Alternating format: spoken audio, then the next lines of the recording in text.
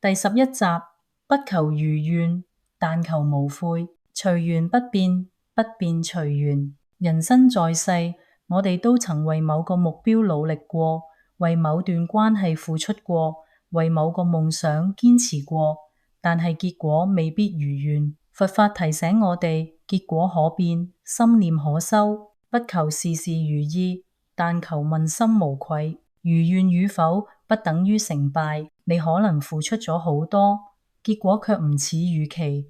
你可能真心對待一個人，對方卻未必珍惜。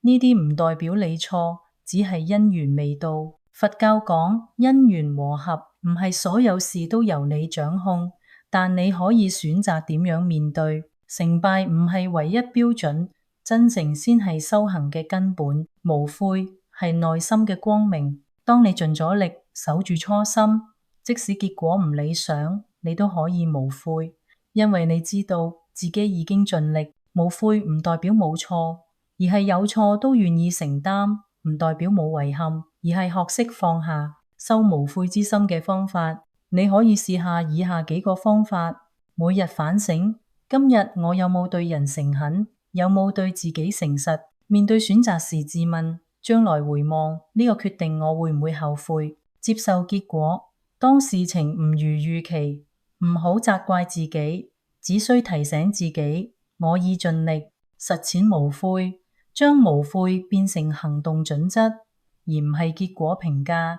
本周佛說金句：但行好事，莫問前程，你只管努力，命運自有安排。我哋下星期再見，願你每一念皆真誠，每一步皆無悔。多謝收睇。